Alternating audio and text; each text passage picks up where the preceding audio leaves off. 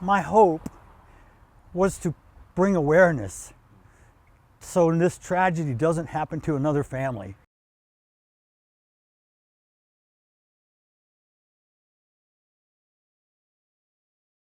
Okay, so Mr. Metcalf, it's JFF and then METCALF. You are Austin's father. Yes, sir. Easy question to start with. It's probably a tough one to answer, but how have the last 24 hours been for you and for your family and for Hunter? That's 3 questions. So for me, it's not real yet. It hasn't sunk in. I'm just happy to stay strong so we can handle all the things that need to be handled. Arrangements, people flying in, people coming from all over.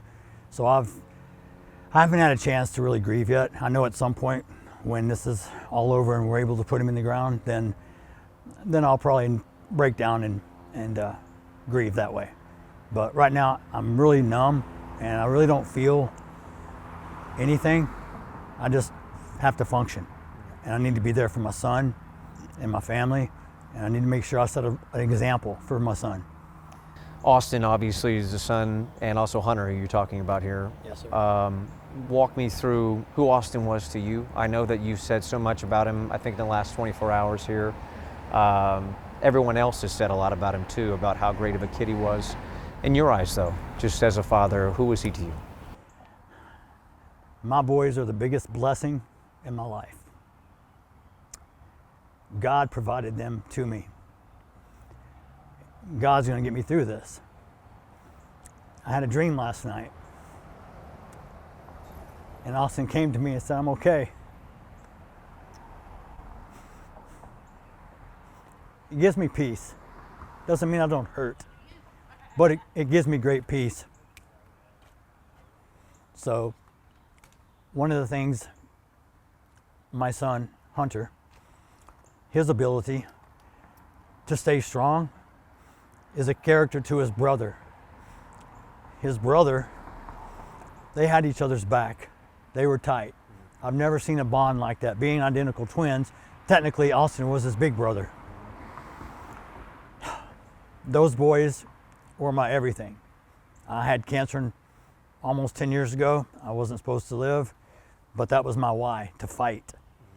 And without those boys, I probably would have succumbed and gave in. But they were in my heart, and I fought hard because I wanted to be their father. I wanted to be there for them throughout the years they grow up, and so I can share my wisdom and share my mistakes so they won't do the same.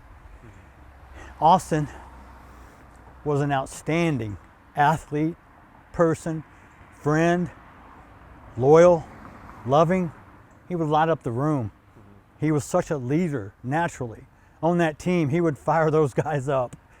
He would step on that field and he would become a totally different person. His level of play was above most everyone else. He led the team. He was voted team MVP by his coaches and teammates. He's had multiple coaches, colleges contact him. He is one of the most outstanding, him and his brother both have been athletes all their lives, from soccer to baseball to jiu-jitsu to football. They did it all and they excelled every time. And I told them, you guys are so lucky because not everyone has your talent, but you have to make sure you take that talent and harness it in the right way. And Austin was able to harness many things in his life. Loyalty to his brother,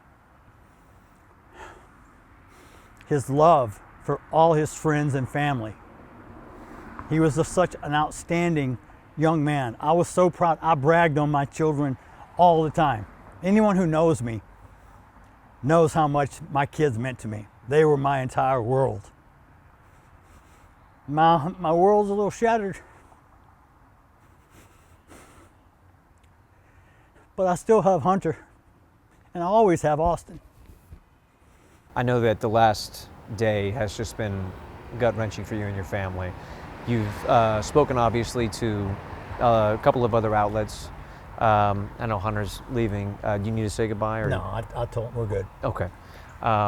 We haven't really had a chance to talk to you about this. You had mentioned a few times that you had forgiven the suspect for what That's correct. He did. I do. But we just informed you about these documents? And That doesn't change anything. Okay.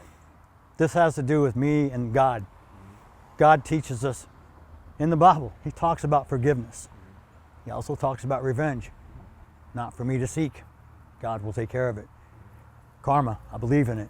It's very unfortunate that this other child decided to make a bad choice that's going to affect him for the rest of his life. I have compassion for every human being. This is not, I want to make this very clear.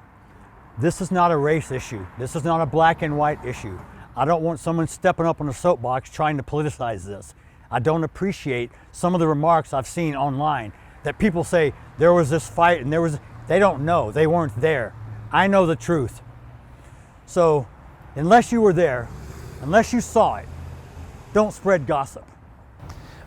Just to ask you this one question, like I had mentioned, the self-defense argument made by the suspect, what's your reaction to that if that's used in court or used? As a defense attorney, they're going to try every avenue. That's their job. The truth will come out. There were too many people that were there that saw what happened. My own son told me what happened. There was never a punch even thrown. So I don't care. There was never a phone broken. We've never had contact with this individual ever. So unless you were there, I don't appreciate all the gossip and all the mistruths that people are speaking at this moment. Is that shocking to hear or read, or at least hear from me, say that that's what he told police after that moment? No, what do you expect? If you're caught, the best thing you're gonna do is try to lie your way out of it. Now, I'm not saying he's a liar, but the truth and the facts, justice will prevail. It has nothing to do with me. I want to talk about the charity that the public has really shown, and obviously the complete wrapping of arms. I know that's some phrases that you always hear about when we talk about these situations, but you guys set up a GoFundMe, and a lot of people have really come to the aid of your family. I am overwhelmed. I had no idea the response that this generated. And my hope was to bring awareness so this tragedy doesn't happen to another family. I don't want a parent to go through the pain I have to go through. Money will never bring my son back, but I have to take care of what's left. And I have support of my friends, my family, my neighbors, the community, people I don't even know, my coworkers, everyone. We had a vigil last night at the church. It was full. It holds 1,700 people, impromptu. It was the most moving, touching thing I could ever feel. This is about human compassion. The world needs more kind people. If you can't find one, be one.